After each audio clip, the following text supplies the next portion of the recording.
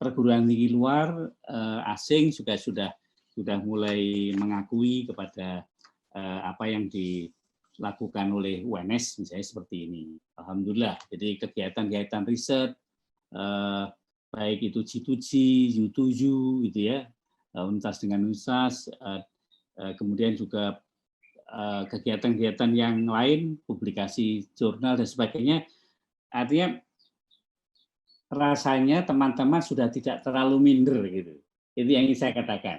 Dulu itu UNS opo kira-kira begitulah. Ini tentu harus dijaga sedemikian rupa, dan memang ya wong Solo itu kan salah satu kelemahannya untuk mengatakan dirinya apa sok ya angel apa.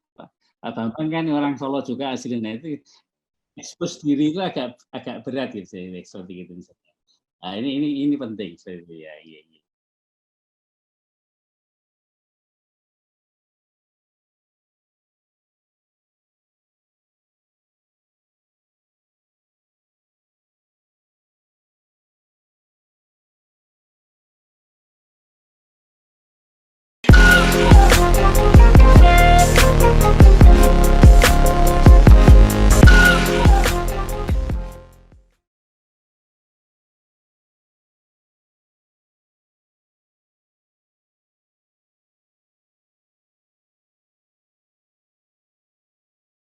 Assalamualaikum warahmatullahi wabarakatuh. Waalaikumsalam, Pak Bambang. Bersama saya Bambang Sadono di channel Inspirasi untuk Bangsa. Mudah-mudahan dalam channel ini kita bisa berdiskusi secara jernih, berimbang dan arif. Saya sudah dengan Profesor Dr. Rafiq Karsidi MS, sebuah nama yang saya kira tidak asing ya, bagi dunia pendidikan di Indonesia. Beliau sekarang adalah staf khusus Menko Bidang Pembangunan Manusia dan Kebudayaan, dan cukup lama menjabat menjadi Rektor UNS, sebuah universitas negeri di kota Surakarta yang namanya juga sudah banyak dikenal. Apa kabar, Prof? Alhamdulillah sehat Pak Bambang. Semoga seluruh pemirsa juga sehat semua ya. Masa-masa seperti ini memang kita harus menjaga diri dengan hati-hati dan ya yang penting sehat ya, imun terjaga ya. Prof. Rafiq, ini kan sehubungan dengan Dies Natalis UNS ya, yang tepatnya pada tanggal 11 Maret.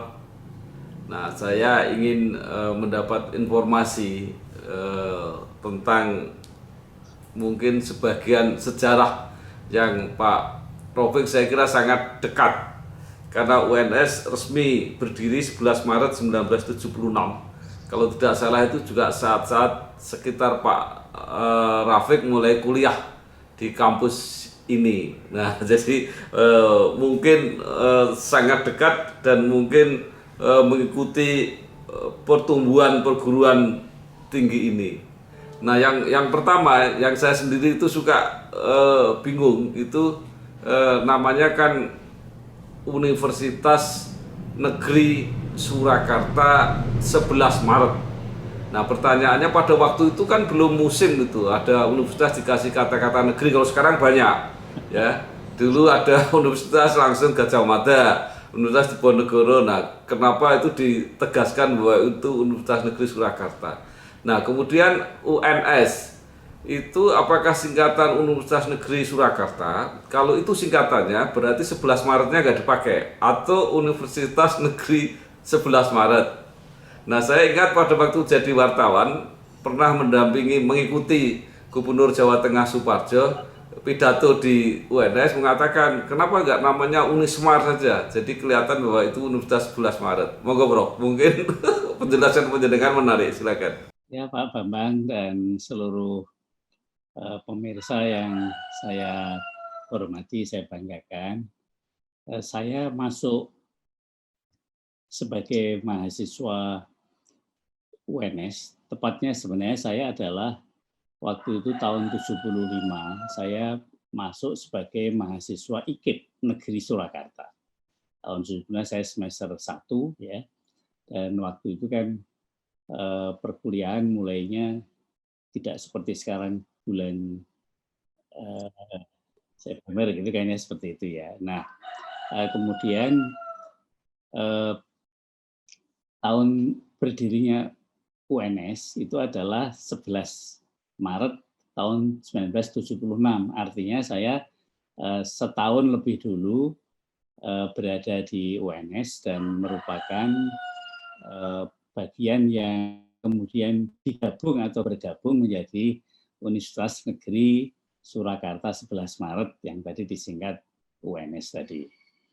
Pak Bambang, waktu itu saya memang aktivis mahasiswa, saya juga ikut hadir dalam peresmian tanggal 11 Maret waktu itu oleh Presiden Soeharto.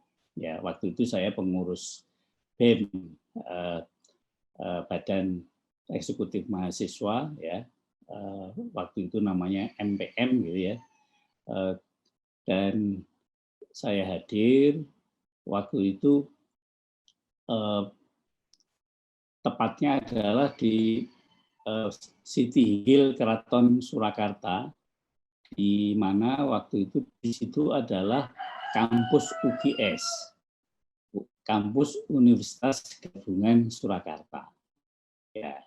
Nah, mungkin karena ini bicara sejarah gitu ya, sejarah.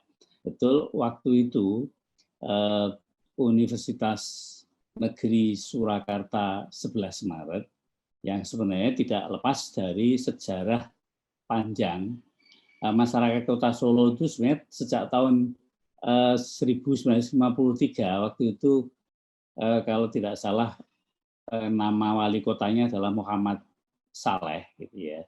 Itu sudah membentuk panitia pendirian universitas. Harapannya menjadi universitas negeri kira-kira itu di Kota Solo.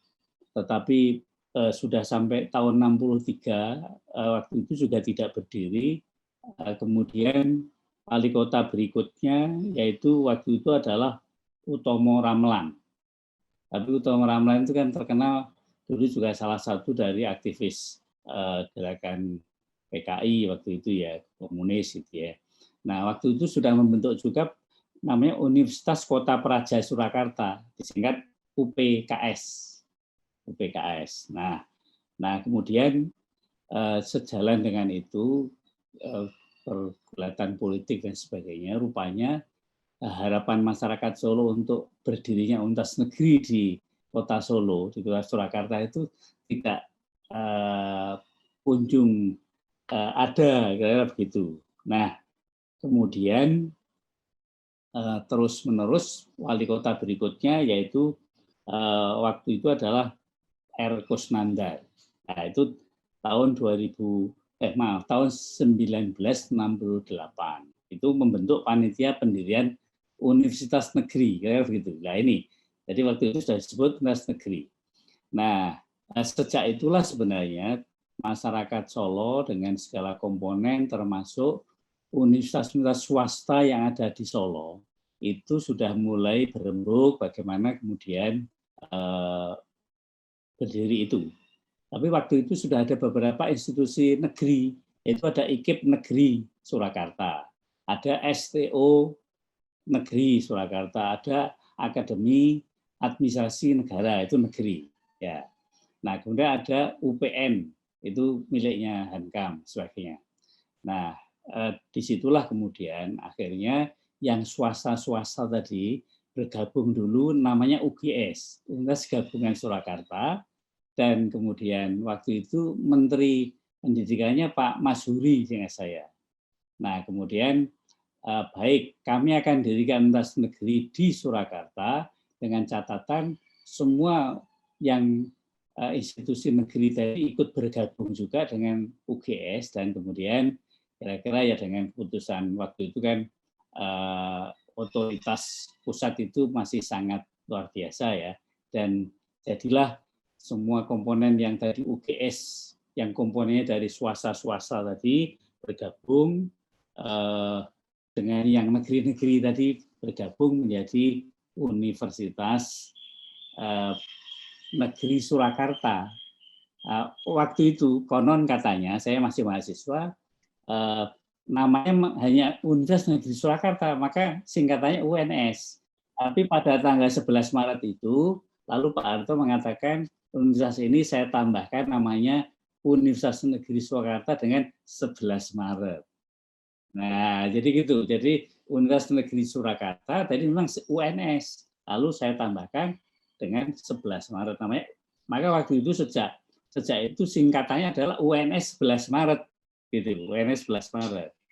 Nah, gitu Pak Bambang. Nah, tetapi berjalan dengan ya mungkin Pak Bambang wartawan tahu politik dan sebagainya. Loh, kalau gitu ini ada nuansa politik, ada hubungannya dengan super semar dan sebagainya itu kan. Nah, dinamisasi yang ada di dalam kampus, kemudian mencari apakah memang ada apa tidak, sama sekali sampai sekarang itu tidak ada dokumen satupun yang menyebutkan bahwa pendirian UNS 11 Maret ya atau sekarang namanya UNS itu tidak ada hubungannya dengan super semar. Nah, kira-kira begitu. Dan karena itu maka lalu pada tahun Pak Bambang, pada tahun yang sejalan dengan itu tadi, pada tahun 1982, jadi cukup panjang ya, 1982, itu ada kepres juga, nomornya adalah nomor 55, nama Universitas Negeri Surakarta 11 Maret tadi berubah namanya hanya Universitas 11 Maret saja. Tapi singkatannya tetap UNS karena sudah terlanjur terkenal karena begitu. Ya, jadi tadi tahun 76 sampai tahun 82, Bang. Ya, itu waktu saya rektor di ruang rektor itu sengaja saya tuliskan itu dan kelihatannya sekarang oleh penerus saya Prof. Jamal masih ada di situ juga. Jadi dokumen itu supaya bisa dibaca oleh banyak orang. Kira-kira begitu ya. Jadi kesimpulannya Pak Bambang sebenarnya ya tidak tiba-tiba karena memang sebenarnya harapan masyarakat Solo sudah sangat lama ingin mendapat universitas negeri kok dulu belum pakai negeri kok sudah pakai negeri sendiri waktu itu ya. Gajah Mada hanya Universitas Gajah Mada tidak ya. UI ya hanya UI nggak ada negeri tapi ke UNS tahun 76 tiba-tiba pakai negeri waktu itu gitu. Ya. Dan sekarang ditiru banyak sekali, Bro. Ada Universitas Negeri Semarang, Universitas Negeri Jogja. Nah, memang karena yang ex IKIP itu kan semua pakai universitas negeri. Yeah. Nah, kalau gitu UNS itu dulu bekas IKIP ya memang salah satu di antara gabungan IKIP begitu. IKIP negeri itu gitu. Itu Pak Bambang. Prof, ya. Yang juga menarik ini juga tafsir, tapi bisa juga nanti mungkin dicocokkan dengan realitasnya. Karena namanya super semar, maka ini juga membawa apa ya, tuah atau berkah gitu. Jadi UNS jadi sakti gitu. Dan pada waktu itu katanya kalau orang-orang Undip, orang-orang itu anggaran itu banyak difokuskan untuk mengembangkan UNS dulu. Nah, penjaringan merasakan nggak situasi seperti ini? Monggo, Bro. Ya, jadi sekali lagi sebelum saya jawab itu tadi, nama 11 Maret sebenarnya karena waktu itu diresmikannya tanggal 11 Maret, kira-kira begitu ya. Nah, itu ya. Itu. Nah, kalau apakah pada saat-saat pendirian terjadi satu semacam konsentrasi anggaran yang cukup banyak untuk UNS misalnya. Itu pun sebenarnya juga kalau dibandingkan dengan banyak perguruan yang lain juga dalam dokumen sejarah yang ada, waktu itu juga sering ada pertanyaan seperti itu. Ya memang kebetulan adalah Putin adalah orang dari Solo, ya misalnya gitu ya, dari Solo. Tentu ada hubungan tertentu ya itu. Tapi yang boleh dan bisa saya sampaikan mungkin begini Pak Bambang. Pada periode pertama pendirian UNS, ya, itu yang ditunjuk sebagai rektor itu adalah seorang brigjen TNI, ya, namanya Brigjen TNI Haryo Mataram SH. Kebetulan beliau adalah orang dalam dari keturunan keraton ya, dari PP 10 kalau tidak salah. Nah, waktu itu masih aktif di tentara. Tapi hanya berjalan 1 tahun, kelihatannya beliau kemudian mendapat penugasan lain di Kodam waktu itu di Semarang, dan kemudian diteruskan oleh wakil rektor satunya, itu adalah sebagai rektor kedua, yaitu Pak Parmanto MA. Ya, tetapi dua pemimpin atau rektor kami yang pertama dan kedua itu tidak cukup lama, Pak. Hanya berjalan tahun 76 sampai 1978.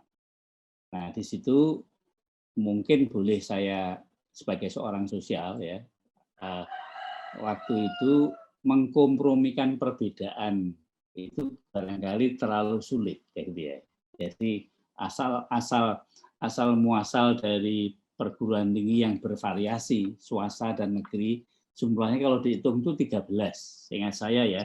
Jadi misalnya ada tadi yang sudah saya sebut, ada Saraswati, ada Veteran, ada UII, ada Cokro Aminoto, ada Untak, ya, ada bermacam-macam tadi yang saya sebut ya. Nah, kemudian juga negeri-negeri yang perguruan tinggi negeri yang lain tadi. Jadi artinya awal-awal perguruan itu tidak terlalu smooth gitu. Nah, kemudian tahun 78, nah ini tahun 78 itu dikirimlah juga rektor yang ketiga, seorang Brigjen TNI juga, namanya Dr. Prakoso, Brigjen TNI juga. Nah, ingin saya sebut bahwa kepemimpinan yang pertama dan kedua memang waktu itu belum cukup. Tadi dalam kaitannya dengan pertanyaan apakah pembangunan tadi itu ya, nah, itu belum terlalu nampak. Nah, wali kota waktu itu Pak Kusnandar, yang juga ketua panitia pendirian universitas, itu sudah menghibahkan tanah sekitar yang di Kentingan itu sekitar 67 hektar di situ, belum tergarap dengan baik. Dan karena itu maka lalu Pak Prakoso ini adalah sebenarnya dalam sejarah dia termasuk mungkin kami sebut saja tahap itu dari rektor pertama, kedua, dan ketiga, beliau sampai 2 periode, ya itu sampai tahun 1986 itu disebut sebagai masa pembangunan fisik, sarana prasarana, dan juga mungkin peletakan dasar-dasar akademik awal, kira-kira begitu. Nah, jadi keributan atau kecocokan bergabungnya tadi ditata sedemikian rupa ya, waktu itu pakai tentara barangkali lebih tepat kira-kira itu. Nah, memang ini pada saat kepemimpinan Pak Prakoso itulah sebenarnya pembangunan kampus itu nampak luar biasa, Pak. Nah ini, tapi sebenarnya juga tidak ada yang sangat istimewa dalam arti mungkin dibandingkan maksudnya dengan katakanlah kampus yang terdekat waktu itu Undip, masih jauh kalah fasilitasnya dengan Undip, ya, seperti dengan Gajah Mada lebih-lebih seperti itu. Tetapi sejak itu juga maka UNS kemudian muncul ya, dan dari sisi fisik prasarana kan kampusnya UNS itu di Kota Solo ada 7 lokasi, Pak Bapak. 7 lokasi yang tadi dibawa oleh masing-masing. Jadi misalnya Exikip punya beberapa kampus, kampus STO, kampus yang lain-lain digabung, semua ada 7 lokasi. Nah, waktu itu kemudian 7 lokasi itulah disatukan menjadi ya pusatnya ada di kampus Kentingan yang sekarang menjadi pusat itu. Nah, Itu kalau awal-awalnya seperti itu saja.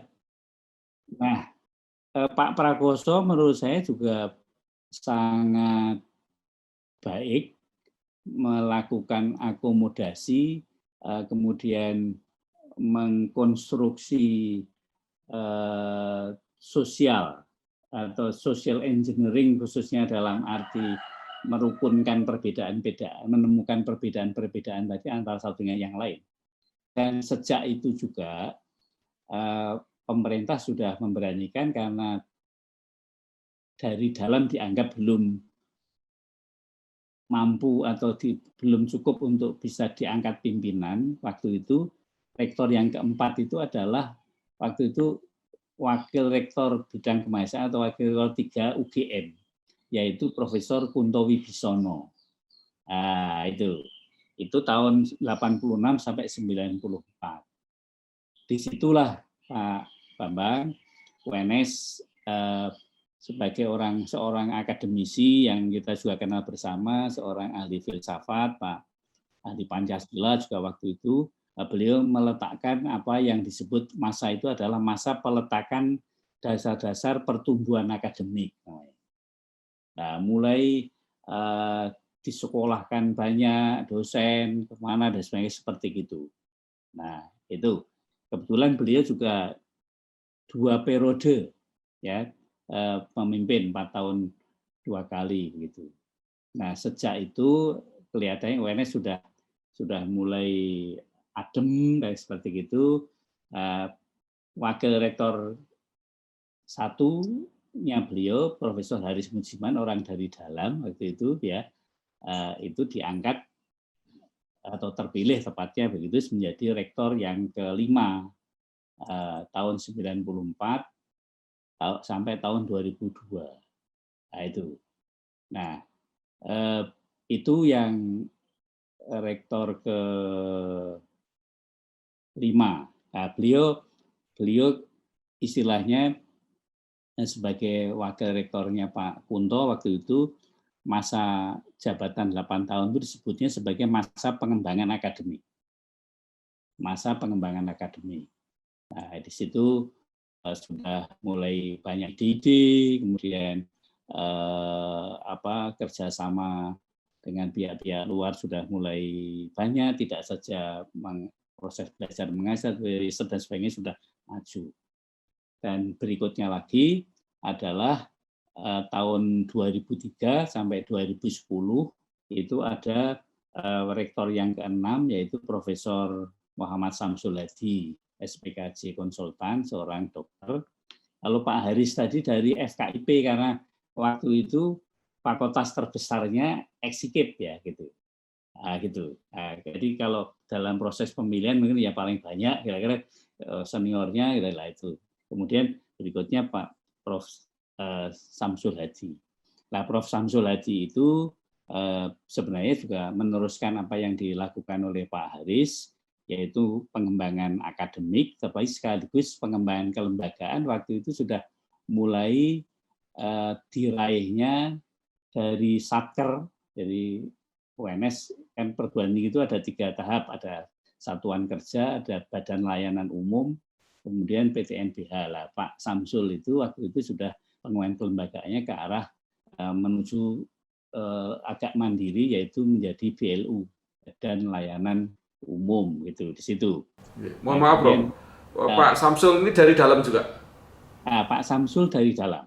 Pak Samsul adalah dosen dari dalam. Nah, hanya begini untuk menjadi catatan istilah karena saya dalam apa luar tadi. Prof Haris dosen UNS ya, Prof Samsul juga dosen UNS, tetapi bukan alumni UNS, ya gitu, alumni UNS. Alumni UNS, beliau dua-duanya itu alumni UGM, jadi baik Prof Samsul maupun Prof ini. Nah, kemudian saya adalah rektor yang ke-7. Waktu itu saya pendampingi mulai dari Prof Haris, ya, saya adalah ketua lembaga pengabdian masyarakat waktu Pak Haris, kemudian saya diangkat menjadi wakil rektornya Pak Samsul, Prof Samsul 2 kali periode masa jabatan beliau sebagai wakil rektor satu, tapi 2 tahap. Tahap pertama dulu saya ditugasi sebagai wakil rektor bidang akademik dan kerjasama serta pengembangan. Kemudian tahap berikutnya adalah bidang akademik dan riset gitu. Nah, kemudian saya tahun 2011 Pak Bambang. 2011 saya menjadi rektor. Saya adalah orang pertama yang alumni UNS, saya kira begitu. Ya, gitu. Nah, saya tidak tahu apakah kebetulan, tapi tidak ada maksud bahwa harus alumni, tidak. Saya adalah alumni pertama UNS, tetapi pengganti saya ini Prof. Jamal, ya, tahun 2019 ini sekarang sudah diterima alumni UNS juga. Prof. Jamal alumni UNS dari Fakultas Hukum, saya alumni UNS dari Fakultas Keguruan dan Ilmu Pendidikan, kayak gitu. Ini, jadi kalau kembali kepada masa-masa perkembangan tadi, pada masa Prof. Samsul tadi adalah masa pengembangan akademik dan kelembagaan yang menuju kemandirian. Pada masa saya itu sudah bisa mulai pada kami sebut sebagai masa pengembangan dan percepatan kapasitas institusi. Nah, di situ kemudian ada 2 yang penting, yaitu transisi dari BLU menuju PTNBH, kemudian memperkuat inovasi dan percepatan atau akselerasi. Nah, sekarang Prof. Jamal yang meneruskan, yaitu UNS sudah menjadi PTN berbadan hukum atau PTNBH atau perguruan tinggi yang mandiri. Nah, inilah sejarah dari sisi itu tadi, ya. Tetapi sebenarnya ada satu hal, Pak Bambang, yang kalau tadi dikait-kaitkan dengan pertanyaan yang pertama. Misi sejak awal sebenarnya dulu itu pesan yang pertama adalah UNS itu didirikan sebagai benteng Pancasila. Sehingga sekarang di kampus pun mungkin agak berbeda dengan kampus yang lain. Misalnya salah satu monumen yang fisik paling tidak, itu ya supaya orang tahu juga begitu. Sekarang ada 6 tempat ibadah ya yang ada di dalam satu kawasan di dalam kampus itu. Dari arah timur ke barat itu saya sebut saja ada masjid, gitu ya. Masjidnya cukup representatif, cukup besar karena mayoritas isi kampusnya tentu itu. Kemudian sebelahnya ada vihara, gitu saya. Ada vihara ya untuk umat Buddha. Kemudian sebelahnya lagi ada kelenteng Konghucu. Nah, ini Konghucu ya. 2 yang saya sebut terakhir ini baru dibangun pada saat masa kepemimpinan saya. Ya, sebelumnya sudah ada namanya Pura. Nah, Pura. Kemudian sebelumnya juga sudah ada zaman Pak Prakoso ada gereja Katolik dan gereja Kristen. Nah, jadi itu yang oleh Pak Jamal sekarang dikasih pintu masuk, di situ itu ada namanya kawasan pengamalan Pancasila, kayak gitu. Nah, ya, jadi dari sisi itu mengakomodir semua perbedaan, semua unsur agama diterima dengan sebaik-baiknya. Seperti itu, Pak. Ya, Bro. UNS termasuk perguruan tinggi yang cepat sekali pertumbuhannya.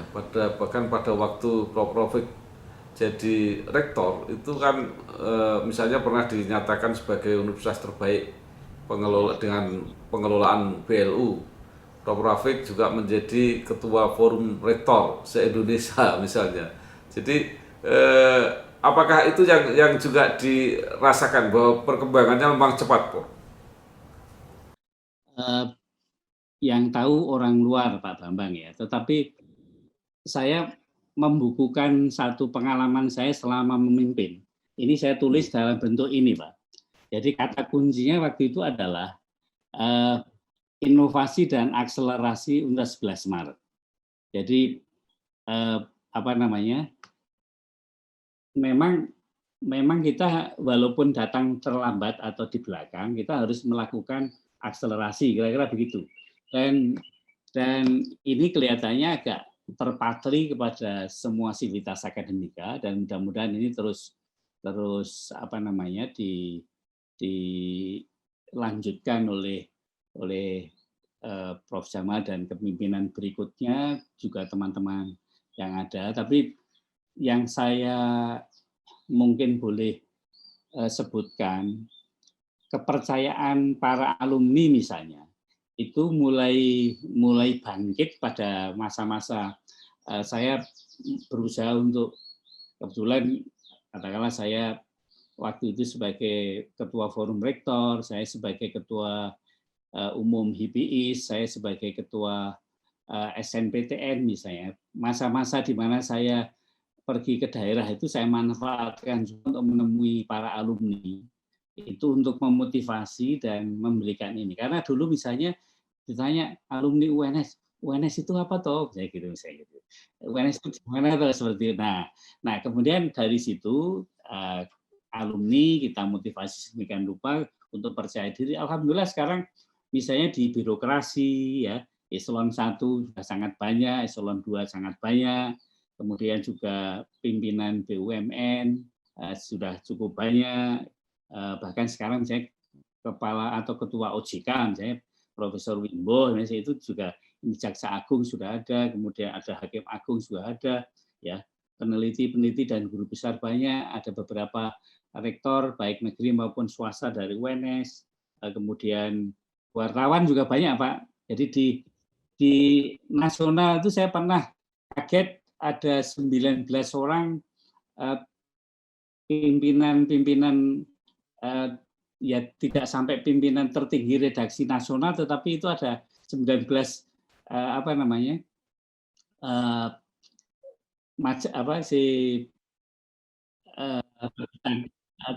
itu ya itu dari UNS misalnya seperti itu misalnya. Jadi senang sekali saya ketemu.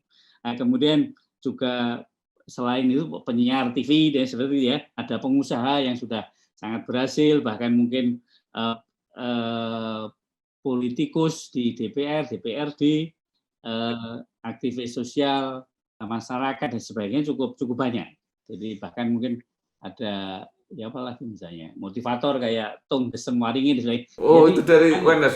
Iya, Tung Desem itu. Jadi dulu orang mengatakan saya alumni UNS itu rada isin, sekarang sudah tidak terlalu malu gitu misalnya seperti itu. Jadi itu targetnya tinggal menjadi menteri ya, Prof? nah, itu nggak tahu kalau itu kan politik ya. ya seperti itu. Jadi teman-teman alumni kelihatannya hampir semua lini ada, dan alhamdulillah sekarang lebih dari 187.000 alumni Pak yang betul ya. Ini saya kira alhamdulillah, dan yang mengembirakan juga misalnya hampir separuh dari apa namanya program studi yang ada itu sudah terakreditasi A gitu ya. Tidak ada lagi yang C, kemudian sudah banyak kelas-kelas yang sifatnya adalah kerjasama dengan luar misalnya ya, untuk apa namanya, untuk baik sifatnya itu adalah untuk double degree atau mungkin apa istilahnya hanya sekedar untuk kredit transfer dan sebagainya, sudah artinya perguruan tinggi luar asing juga sudah mulai mengakui kepada apa yang dilakukan oleh UNS misalnya seperti ini. Alhamdulillah. Jadi kegiatan riset baik itu G2G, U7 gitu ya, universitas dengan universitas, kemudian juga kegiatan-kegiatan yang lain, publikasi jurnal dan sebagainya. Artinya rasanya teman-teman sudah tidak terlalu minder gitu. Itu yang ingin saya katakan. Dulu itu UNS opo kira-kira begitulah. Ini tentu harus dijaga sedemikian rupa, dan memang ya wong Solo itu kan salah satu kelemahannya untuk mengatakan dirinya apa sok yo angel apa. Abang kan orang Solo juga aslinya, itu ekspos diri itu agak berat gitu. Nah, ini penting. Baik, Bro. Sebagai orang atau tokoh yang lahir dari UNS sendiri, kemudian terlibat aktif membesarkan UNS. Nah, apa yang menurut Prof. Rafiq yang kira-kira masih dibayangkan, diharapkan, dicita-citakan akan terjadi di UNS? Ya, sekarang perkembangan universitas itu kan beda sekali ya. Jadi dengan pelajaran COVID-19 ini, saya kira tadi kalau saya ceritakan awal-awalnya pembangunan fisik betapa sulit, tapi ke depan ini kan sebenarnya bukan itu yang dimaksudkan. Jadi justru kualitas, tadi kualitas SDM sudah mulai membaik, ini menjadi modal yang paling utama. Jaringan dengan luar negeri sudah mulai membaik, itu juga sesuatu yang sangat baik ya. Kemudian kemampuan IT dan kemudian bagaimana produk-produk riset, produk-produk unggulan dan sebagainya. Bahkan misalnya salah satu Pak yang saya selalu titipkan itu misalnya, jadi Solo itu kan punya keunggulan budaya misalnya, ya keunggulan budaya. Nah keunggulan budaya Solo, Jawa pada umumnya gitu ya. Kita punya juga namanya Javanology Institute misalnya. Java, lah, seperti ini harus diekspos sedemikian rupa. Bahkan juga sebenarnya banyak sekali potensi-potensi yang lain, ya. Ini intinya adalah PD. Jadi kita punya sesuatu. Jadi kalau katakanlah misalnya sudah jelas seluruh dunia mengatakan orang tertua di dunia itu adalah tidak jauh dari tempat kelahiran Mas Bambang, jadi dari situ. Ya, katakan terus itu artinya bahwa dulu kita tuh lebih dahulu berkebudayaan kan, berkeberagaman gitu. Nah, mesti ada sesuatu yang luar biasa dari sini, kita harus angkat. Nah, jangan lama-lama kemudian tertutup akhirnya hilang, seperti itu. Itu yang saya bayangkan. Nah, mengangkat sesuatu potensi lokal menjadi sesuatu yang menjadi bermanfaat dan khususnya untuk bisa mengglobal adalah sesuatu yang saya kira perlu diangkat oleh UNS ke depan. Dan kuncinya ya percaya diri, semua komponen sivitas akademika UNS, kita harus saling bergandengan tangan dengan baik, tidak untuk kepentingan masing-masing. Tapi juga sangat penting juga bagaimana dukungan dari pemerintah daerah misalnya, ya pemerintah daerah. Salah satu kelemahan misalnya dibandingkan Undip misalnya Mas Bambang, mohon maaf ya, UNS itu kan yang desa, Solo. Kalau sama-sama duduk itu kan, kalau Undip duduknya sama Pak Gubernur kan, kalau di sini duduknya sama Pak Wali Kota atau Bupati lah. Nah, harusnya nggak bisa begitu. Ya, bahkan di universitas yang hebat-hebat di luar negeri itu bahkan yang jauh dari keramaian pun itu universitas bagus-bagus juga gitu misalnya. Jadi pendekatannya tidak harus struktural tapi adalah fungsional, kemudian pendekatan yang mengangkat dari sisi kekuatan-kekuatan lokal menjadi sangat penting. Itu dalam bayangan saya. Ya. Baik, terima kasih sekali Prof, banyak sekali. Terima kasih Profesor Dr. Rafiq Kasidi MS yang sekarang menjadi staf khusus Menko Bidang Pembangunan Manusia dan Kebudayaan yang cukup lama, 2 periode kalau tidak salah menjadi Rektor UNS 11 Maret. Terima kasih pencerahannya. Semoga bermanfaat. Mohon maaf kalau ada yang keliru dan salah. Jadi begitu Mas Bambang. Terima kasih kesempatannya. Selamat sore. Assalamualaikum warahmatullahi wabarakatuh. Waalaikumsalam warahmatullahi wabarakatuh. Selamat ulang tahun. Selamat Dies Natalis ke-45. Betul. Terima kasih. Wassalamualaikum warahmatullahi wabarakatuh. Waalaikumsalam warahmatullahi wabarakatuh.